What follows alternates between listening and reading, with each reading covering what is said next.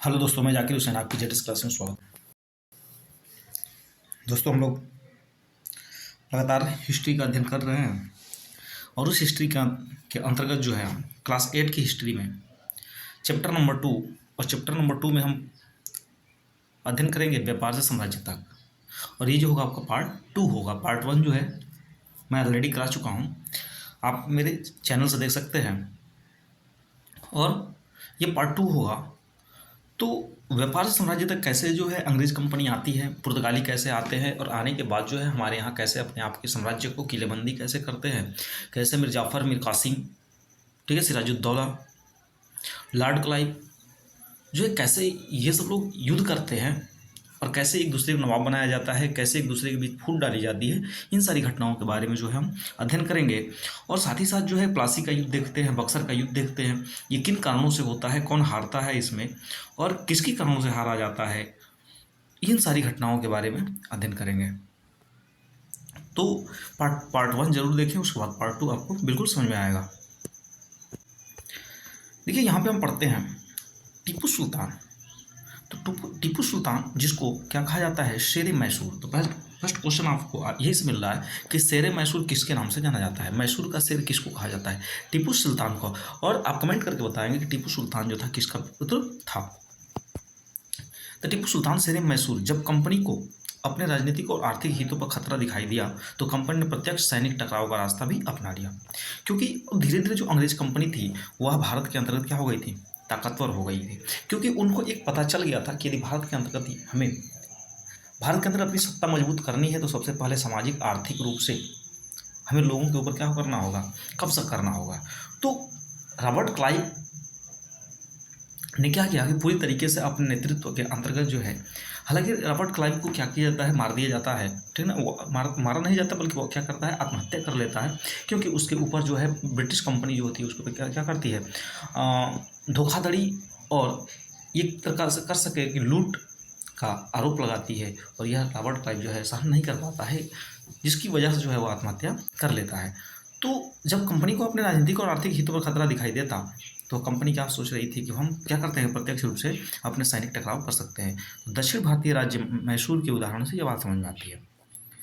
हैदर अली का शासनकाल जो है 1761 से लेकर के 1782 उसके, और इसी के विख्यात पुत्र कौन थे, तो इसी के जो सबसे प्रसिद्ध विख्यात है ना पुत्र का नाम है टीपू सुल्तान, जिसकी सत्ता जो है 1782 से लेकर 1799 तक चली।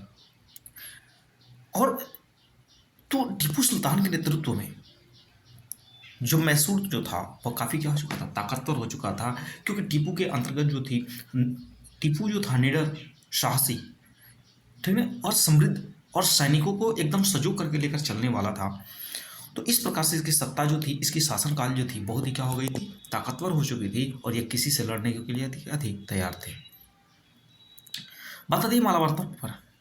तो मालाबार तट पर होने वाला व्यापार मैसूर रियासत के नियंत्रण में था। मतलब जो मालाबार तट जो है, ठीक ना, मालाबार तट बताएं कमेंट करके कि पश्चिमी घाट में है या पूर्वी घाट में है। तो मैसूर रियासत के नियंत्रण में था, जहाँ से कंपनी काली मिर्च और इलायची का क्या करती थी, व्यापार करती थी। तो वहाँ से कंपनी जो थी क्या करती थी, काली मिर्च और इन सब क्या करती थी कि व्यापार करती थी। तो व्यापार की वजह से देखिए, जब वो व्यापार करती थी तो 1785 ईस्वी में टीपू सुल्तान ने अपनी सियासत में पड़ने वाले बंदरगाहों में चंदन की लकड़ी, काली मिर्च और इलायची के निर्यात पर क्या कर दिया, रोक लगा दिया। टीपू सुल्तान ताकतवर था ही, तो उसने कहा कि मेरे जो क्षेत्र में पड़ रहा है उस मेरे क्षेत्र के अंतर्गत जो है आप न तो चंदन की लकड़ी, काली मिर्च और इलायची जैसे मसालों का आप व्यापार कर सकते हैं। उसने 1785 में क्या कर दिया, रोक लगा दिया। सुल्तान ने स्थानीय सौदागरों को कंपनी के साथ कारोबार करने से रोक दिया। और जो क्षेत्रीय सौदागर थे जो उनसे माल खरीदते थे उनको भी मना कर दिया कि आप जो है इनसे क्या करें, व्यापार न करें, लेन देन क्रय विक्रय न करें। टीपू सुल्तान ने भारत में रहने वाले फ्रांसीसी व्यापारियों से घनिष्ठ संबंध विकसित किए और उनकी मदद से अपनी सेना का आधुनिकीकरण किया। अब फ्रांसीसियों को अपनी तरफ आमंत्रित किया और कहा कि आप जो है हमारी हमारे साथ व्यापार कीजिए, और व्यापार करने के साथ साथ जो उसने घनिष्ठता एकदम जो है घनिष्ठता मित्रवत व्यवहार किया और सेना का आधुनिकीकरण कर दिया। सेना के अंतर्गत जो है नए नए शस्त्र जो है, ठीक ना, उपलब्ध कराए, और सेना को एक कैसे ताकतवर बनाई जा सकती है, ये सब सारी चीज़ें किससे सीख लिए? फ्रांसीसियों से सीख लिए।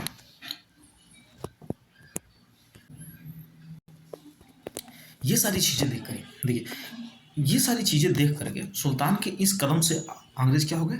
आग बबूला हो गए, क्योंकि ईस्ट इंडिया कंपनी जो महारानी एलिजाबेथ ने भेजा था ब्रिटिश वाले, तो उनका यही कहना था कि कोई भी हमारा कंपटीटर नहीं बनेगा, हमारे प्रतिद्वंदी कोई नहीं होगा, और हम खुले में क्या करेंगे? खुलेआम जो है व्यापार करेंगे, और जो है हमें किसी से लड़ाई भी नहीं करनी है। तो जब देखा कि टीपू सुल्तान ने क्या किया कि अब जो है इन्हीं के प्रतिद्वंदी फ्रांसीसियों को अपनी तरफ मिला रहा है और अंग्रेजों को खदेड़ रहा है, अंग्रेजों को व्यापार करने से मना कर रहा है, इस कदम से जो है वो अंग्रेज क्या हो गए? गुस्से में आ गए, जिन्हें हैदर अली और टीपू सुल्तान बहुत महत्वाकांक्षी, घमंडी और खतरनाक दिखाई देते थे। तो अंग्रेजों को लगा कि ये तो जो है टीपू सुल्तान, हैदर अली जो हैं, ये क्या है? बहुत ही खतरनाक है, ये तो हमें मार कर सकते हैं, ये तो हमारे व्यापार से मुक्त कर सकते हैं हमको। अंग्रेजों को लगता था कि ऐसे राजाओं को नियंत्रित करना और कुचलना जरूरी है। तो उसका निर्णय क्या लिया जाता है कि मैसूर के साथ साथ अंग्रेजों को 4 बार जंग हुई। मैसूर के साथ अंग्रेजों की 4 बार जंग होती है। 67 से 69 में, 80 से 84 में, 90 से 92 में और 1799 में। श्रीरंगपट्टम की आखिरी जंग में कंपनी को सफलता मिल जाती है। जो अंग्रेज कंपनी थी उसको क्या मिलती है? सफलता। और अपनी राजधानी की रक्षा करते हुए टीपू सुल्तान मारे गए। टीपू सुल्तान को क्या किया जाता है? लास्ट में मार दिया जाता है, और मैसूर का पूरा राजकाज पुराने बेडिया राजवंश के हाथों में सौंप दिया जाता है। इसी के साथ मैसूर पर भी सहायक संधि थोप दी गई। मतलब अंग्रेजों को लगा कि जब हैदर अली और टीपू सुल्तान जैसे लोग रहे तो ये हमें क्या कर सकते हैं? खदेड़ सकते हैं। इसलिए जो है इन लोगों ने षड्यंत्र रचा, और षड्यंत्र रचने के बाद जो है टीपू सुल्तान को मार देते हैं, और वहीं से जो होती है मैसूर की सत्ता कमज़ोर पड़ जाती है, और वह अंग्रेज जो है क्या करते हैं? अपने अनुसार एक कठपुतली तैयार कर लेते हैं, और उन्हीं को क्षेत्रीय सत्ता सौंप दी जाती है।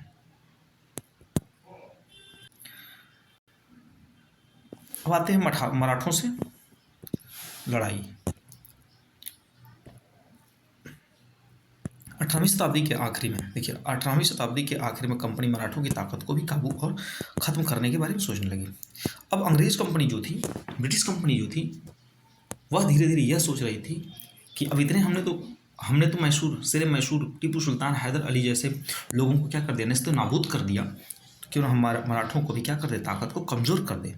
तो यह अपनी षड्यंत्र बनाने लगी, सोचने लगी। साथ ही साथ 1761 में पानीपत की तीसरी लड़ाई में हार के बाद, 1761 में पानीपत की तीसरी लड़ाई होती है, और उसमें क्या होती है? हार के बाद दिल्ली से देश का शासन चलाने का मराठों का सपना चूर चूर हो गया। इसमें मराठा क्या होते हैं? अंग्रेजों से हार जाते हैं पानीपत के युद्ध में, और जब हार जाते हैं तो दिल्ली से शासन करने की सपना इनकी क्या होती है? चकनाचूर हो जाती है। अब ये आशाहीन हो जाते हैं। इनको लगता है कि अब जो है हमें क्या करना पड़ेगा? छोड़ना पड़ेगा। उनके कई राज्यों में बांट दिया गया। इन राज्यों की बागडोर सिंधिया, होलकर, गायकवाड़, भोसले जैसे अलग अलग राजवंशों के हाथों में थी। ये सारे सरदार एक पेशवा, मतलब सर्वोच्च मंत्री, पेशवा मतलब सर्वोच्च मंत्री के अंतर्गत एक कन्फेडरेसी, मतलब राज्य मंडल गठबंधन के सदस्य हुआ करते थे। कौन? सिंधिया, होलकर, गायकवाड़, भोसले। अब यदि बात कर ले हम कि देखिए पेशवा इस राज्य मंडल का सैनिक और प्रशासनिक प्रमुख होता था और पुणे में रहता था। महादजी सिंधिया और नाना फर्नांडिस 18वीं शताब्दी के दो प्रसिद्ध मराठा योद्धा और राजनीतिज्ञ थे। तो हम कह सकते हैं कि 18वीं शताब्दी के दो सबसे प्रसिद्ध मराठा योद्धा और राजनीतिज्ञ कौन कौन थे? तो एक है हमारे कौन? महादजी सिंधिया, और एक है नाना फर्नांडिस। इन लोग क्या थे? बहुत ही ज्ञानी और योद्धा थे। यह जानते थे कि किसको किस समय पर कुचलना है, किसको किस समय पर कौन से षड्यंत्र से हराना है। ठीक है, तो ये उस समय जो थे, क्योंकि मराठा जो थे हार चुके थे, और इनका जो सपना चूर हो गया था कि दिल्ली से हम सत्ता क्या करते हैं? दिल्ली से शासन करना मुश्किल हो गया था, और अंग्रेजों की विजय हो चुकी थी पानीपत के तीसरे युद्ध में 1761 ईस्वी में। अब यहाँ पे देखते हैं कि एक के बाद एक कई युद्धों में कंपनी ने मराठों को घुटने टेकने पर मजबूर कर दिया। जितने भी गायकवाड़, भोसले, सिंधिया, ये लोग थे, इनको धीरे धीरे जो है ब्रिटिश कंपनी जो है क्या कर रही है? अपने घुटने पर लाने की कोशिश कर रही है। ये घुटने टेक रहे हैं।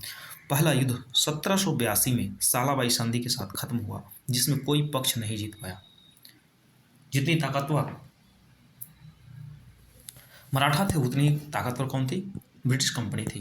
तो दोनों के बीच युद्ध होता रहा, लेकिन अंततः यह दिखा कि इसमें जो है कोई परिणाम निकलने वाला ना है। तो इसके बीच क्या हो जाती है? सालाबाई की संधि होती है। और सालाबाई की संधि कब होती है? 1782 ईस्वी में होती है। किन के बीच होती है? तो मराठों और ब्रिटिश के बीच होती है। दूसरा अंग्रेज मराठा युद्ध होता है 803 से लेकर 5 तक। कई मोर्चों पर लड़ा गया। इसका नतीजा यह हुआ कि उड़ीसा यमुना के उत्तर में स्थित आगरा व दिल्ली सहित कई भूभाग अंग्रेजों के कब्जे में आ गए। ठीक है। दूसरा कब होता है अंग्रेजों मराठा युद्ध? 1803 से 5 के बीच। अंततः 1817 से 19 के तीसरे मराठा युद्ध में मराठों की ताकत को पूरी तरह से कुचल दिया गया। ब्रिटिश सेना जो थी धीरे धीरे उनको क्या कर दी? कुचल दी, और पेशवा के पुणे से हटाकर कानपुर के पास बिठर में पेंशन पर भेज दिया गया। अंग्रेजों ने कहा कि अब तुम जाओ और हम तुम्हें क्या करेंगे? पेंशन देंगे। और वह लोग पुणे से हटा दिए और हटाकर कहाँ भेज दिए? कानपुर। कानपुर के पास कौन सा है? बिठूर। अब देखते हैं कि जब भेज दिया वहां से, तो विंध्य के दक्षिण में स्थित पूरे भूभाग पर कंपनी का नियंत्रण हो चुका था। दक्षिणी हिस्से में भी पूरे कंपनी का क्या हो गया? ब्रिटिश कंपनी का अधिकार हो गया। अब आते हैं सर्वोच्चता की नीति पर। सर्वोच्चता का दावा। सर्वोच्चता का दावा क्या है? देखा जाए तो सर्वोच्चता का दावा 19वीं सदी की शुरुआत में कंपनी क्षेत्रीय विस्तार की आक्रामक नीति पर चल रही थी।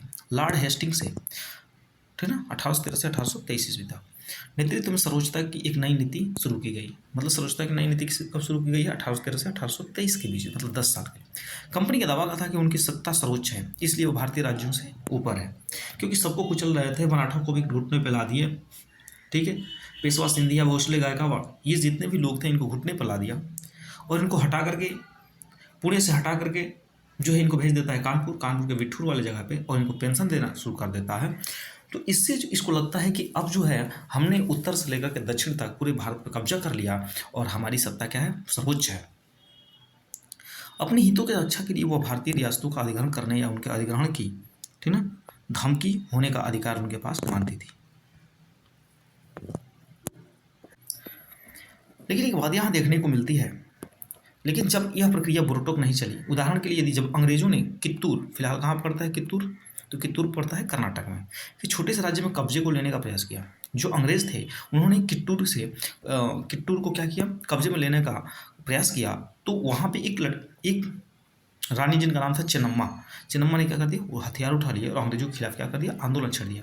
जिससे रिजल्ट क्या हुआ कि 1824 में उन्हें गिरफ्तार कर लिया चेन्नम्मा को, ठीक ना, चेन्नम्मा को, और 1829 में जेल में ही उनकी मृत्यु हो गई। चेन्नम्मा के बाद कित्तूर स्थित संगोली के एक गरीब चौकीदार रायन्ना ने प्रतिरोध जारी किया, विरोध कर दिया, और चौतरफा समर्थन और सहायता से उनके बहुत सारे ब्रिटिश शिविरों और दस्तावेजों को नष्ट कर दिया।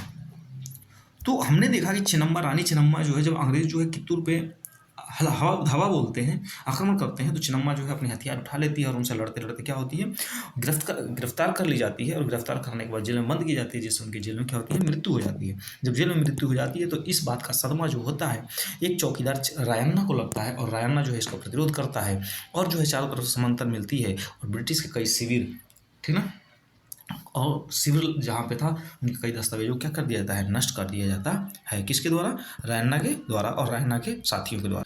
बात ये निकलती है कि जब रायन्ना ने पूरी तरीके से उनके समर्थनवासियों के साथ जो है क्या किया कि अंग्रेजों के दस्तावेजों को नष्ट करा दिया, तो अंग्रेज कहीं ना कहीं इसको ढूंढेंगे। तो जब अंग्रेज इसको क्या करते हैं? अंग्रेज इनको पकड़ लेते हैं रायन्ना को, 1830 में फांसी पर लटका दिया जाता है। प्रतिरोध के बाद से दूसरे उदाहरण आपकी देखेंगे कि 1830 के दशक के अंत में ईस्ट इंडिया कंपनी रूस के प्रभाव से बहुत डरी हुई थी। कंपनी को भय था कि कहीं कहीं रूस का प्रभाव पूरे एशिया में फैलकर उत्तर पश्चिमी भारत को भी अपनी चपेट में न ले ले। इसी डर के चलते अंग्रेज अब उत्तर पश्चिमी भारत पर भी अपना नियंत्रण स्थापित करना चाहते थे। मतलब दक्षिण में कर लिए, पूर्वी में कर लिए थे, अब उत्तर पश्चिम बंगाल पे पहले कर चुके थे, तो अब जो है उत्तर पश्चिमी भारत पर ही करना चाहते हैं नियंत्रण। कौन? ब्रिटिश ईस्ट इंडिया कंपनी, क्योंकि उधर से ताकतवर रूसी सेना भी चल रही थी। अब क्या है कि उन्होंने 1838 से 1842 के बीच अफगानिस्तान के साथ एक लंबी लड़ाई लड़ी, और वहाँ पे अप्रत्यक्ष कंपनी शासन स्थापित कर लिया गया। 1843 ईस्वी में सिंध पे भी कब्जे आ गए। सिंध पे भी क्या कर लिए? अंग्रेज कब्जा कर लिए। इसके बाद पंजाब पे भी कब्जा कर लेते हैं। महाराणा रणजीत सिंह ने कंपनी की दाल नहीं गलने दी। ठीक है। 1839 में मृत्यु के बाद इस रियासत के साथ दो लंबी लड़ाइयाँ हुई। 1849 में अंग्रेजों ने पंजाब का भी अधिग्रहण कर लिया। मतलब देखिए उत्तर पश्चिमी में भी ये पूरी तरीके से क्या हो चुके हैं? अधिकार अपना जमा लिए। कौन? अंग्रेज। अब देखते हैं विलय की नीति क्या है। विलय नीति तो देखिए विलय का अर्थ होता है एक दूसरे को क्या करना, मिलाना। विलय का अर्थ क्या होता है, मिलाना। तो होता क्या है कि 1848 से 1856 के बीच गवर्नर जनरल कौन थे, लॉर्ड डलहौजी। तो लॉर्ड डलहौजी के शासनकाल में क्या चली थी, विलय नीति चली थी। और कब से कब तक, 1848 से 1856 के बीच। लॉर्ड डलहौजी ने एक ऐसी नीति अपनाई जिससे विलय नीति का नाम दिया गया। विलय नीति किसके द्वारा चलाई गई, लॉर्ड डलहौजी के द्वारा। कब से कब तक चलाई गई थी, 1848 से 1856 के बीच। इसका सिद्धांत क्या था कि अगर किसी शासक की मृत्यु हो जाती है और उसका कोई पुरुष वारिस नहीं होता तो उसकी रियासत हड़प ली जाएगी और यानी कंपनी की भूभाग पर का हिस्सा बन जाएगी।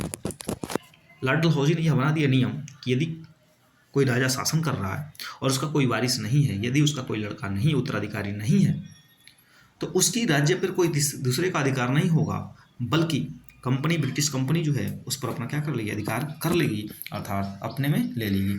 और इस सिद्धांत के आधार पर एक के बाद एक रियासतें जैसे सतारा, संबलपुर, उदयपुर, नागपुर, झांसी अंग्रेजों के हाथ में चली गई, क्योंकि ये नियम बना दिया अपना।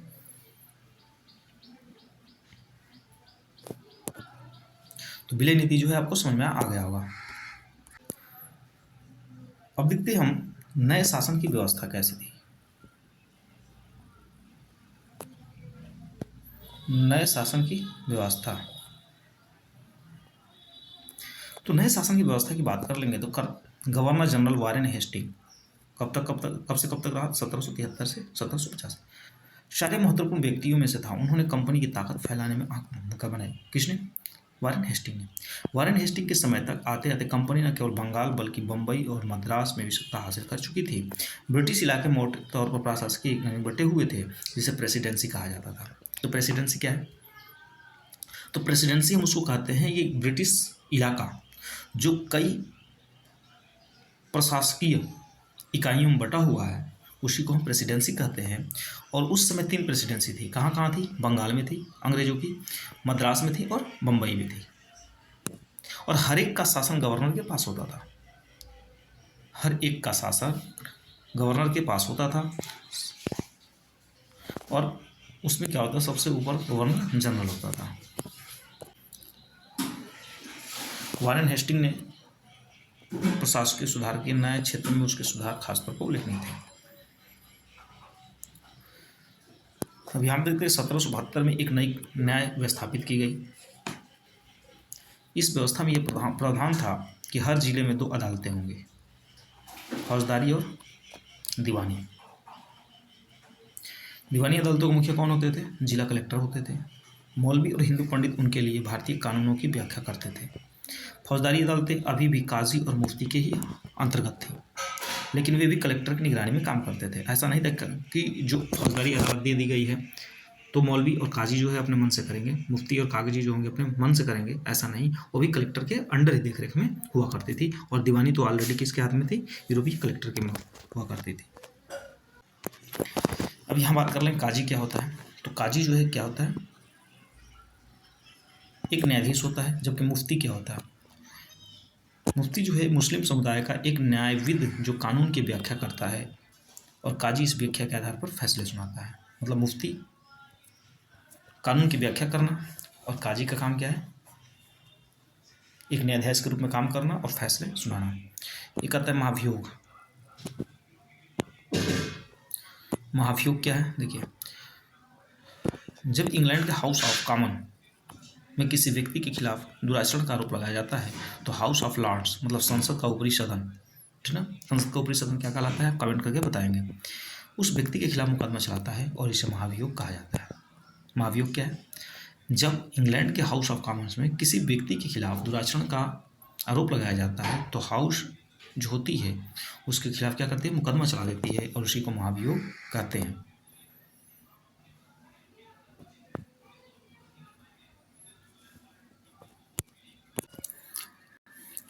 इस भिन्नता को खत्म करने की समझौता लाने के लिए 1775 से में 11 पंडितों को भारतीय कानून का एक श्रृंखला तैयार करने को काम दिया गया। एन बी हॉलैंड इस श्रृंखला का अंग्रेजी में अनुवाद किया। 1778 तक यूरोपीय न्यायाधीशों के लिए मुस्लिम कानूनों की भी एक संहिता तैयार कर ली गई थी और 1773 ईस्वी में रेगुलेटिंग एक्ट के तहत एक सर्वोच्च न्यायालय की स्थापना की गई। तो सर्वोच्च न्यायालय की स्थापना किसके तहत की गई थी, रेगुलेटिंग एक्ट के तहत। रेगुलेटिंग एक्ट कब आया था, 1773 ईस्वी में। इसके अलावा कलकत्ता में अपीलीय अदालत, सदर निजामत अदालत भी स्थापना की गई। मतलब सर्वोच्च न्यायालय के अलावा जो है कलकत्ता के अंतर्गत अपीलीय अदालत और सदर निजामत अदालत भी की स्थापना भी की गई थी। देखिए, बात कर लेंगे हम यहाँ पे कि जो भारतीय जिले में कलेक्टर सबसे बड़ा पद होता था। जैसा कि नाम से ही पता चलता है कि उसका मुख्य काम लगान और इकट्ठा करना। कलेक्टर काम क्या होता था? लगान वसूल करना और उसको इकट्ठा करना तथा न्यायाधीशों, पुलिस अधिकारियों तथा दरोगा की सहायता से जिले में कानून व्यवस्था बनाए रखना एक कलेक्टर का काम होता था। उसका कार्यालय कलेक्ट्रेट कहलाता था। सत्ता और संरक्षण का नया केंद्र बन गया था, जिससे पुराने सत्ता केंद्रों को हंसिए पर ढकेल दिया जाता था। अब हम देखेंगे यहाँ पे कंपनी की फौज किस रूप में काम करती थी। तो कंपनी के साथ भारत में शासन और सुधार के नए विचार तो आए, लेकिन उसकी असली सत्ता सैनिक ताकत में थी। मुगल फौज मुख्य रूप से घुड़सवार और पैदल सेना थी। उन्हें तीरंदाजी और तलवारबाजी का प्रशिक्षण दिया जाता था। किसको? मुगल सेना को। सेना में सवारों का दबदबा रहता था और मुगल साम्राज्य को एक विशाल पेशेवर प्रशिक्षण प्रणाली पैदल सेना की जरूरत महसूस नहीं होती थी। ग्रामीण इलाकों में सशस्त्र किसानों की बड़ी संख्या थी। स्थानीय जमींदार मुगलों को जरूरत पड़ने पर पैदल सिपाही मुहैया कराते थे। मतलब मुगलों को आवश्यकता नहीं पड़ती थी कि वो पैदल सेना रखे, लेकिन जैसे ही आवश्यकता पड़ती थी तो वो अपने क्षेत्रीय जमींदारों को कह देते थे कि हमें क्या चाहिए? पैदल सेना चाहिए, और तुरंत जो है वो क्या करते थे? मुहैया करा देते थे।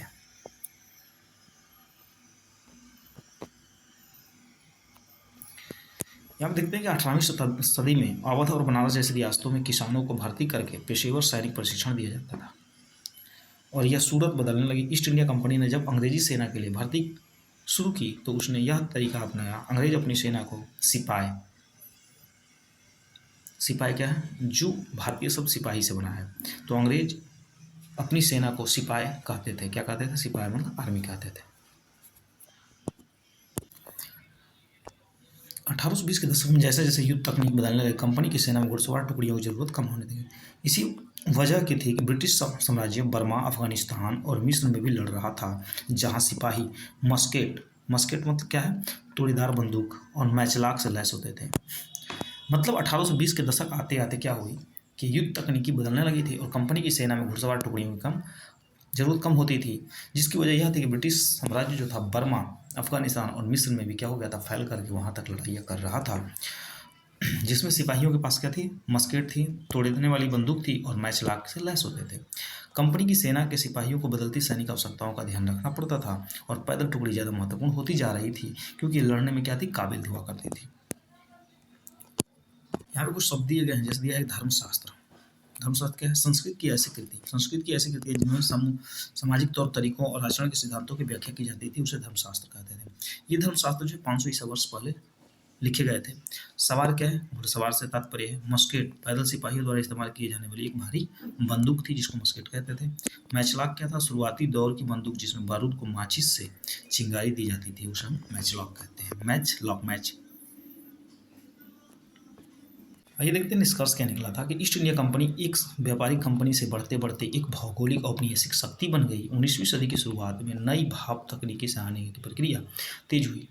तब तक यह समुद्र मार्ग से भारत पहुंचने में 6 से 8 माह का समय लग जाता था। भाप से चलने वाले जहाज़ों ने यह यात्रा 3 हफ्तों में समेट दी।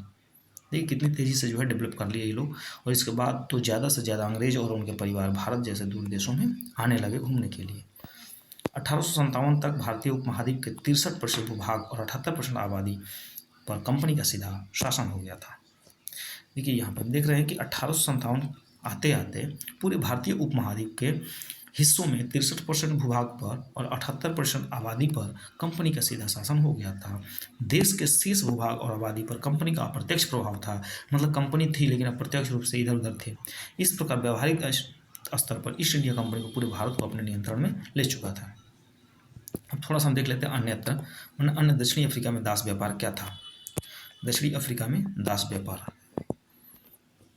देखिए डच व्यापारी 17वीं सदी में दक्षिण अफ्रीका पहुंचे। जल्द ही दास व्यापार शुरू हो गया। लोगों को बंधक बनाकर जंजीरों में बांधकर दास बाजारों में बेचा जाने लगा था। और 1834 में दास प्रथा के अंत के समय अफ्रीका के दक्षिणी सिरे पर स्थित केप में निजी स्वामित्व में दासों की संख्या कितनी थी? 36,774 थे। 1824 में केप आने वाले इन यात्रियों ने वहां से होने वाली नीलामी का आंखों देखा ब्यौरा प्रस्तुत किया। यह मालूम होने पर पशुओं की कृषि उत्पादों की नीलामी होने वाली है और नीलामी के माल में एक स्त्री दास और इनके 3 बच्चे हुआ करते थे। मतलब हमने देखा कि नीलामी प्रक्रिया कहाँ शुरू हुई, जब अफ्रीका में डच कंपनियां जो है उसको बंधक बना करके बेचने का काम करने लगी है। तो आई होप कि दोनों पार्ट को आप देखेंगे और आपको बहुत ही हेल्पफुल क्लास होगी। वीडियो को ज़्यादा से देखें और शेयर करें। धन्यवाद।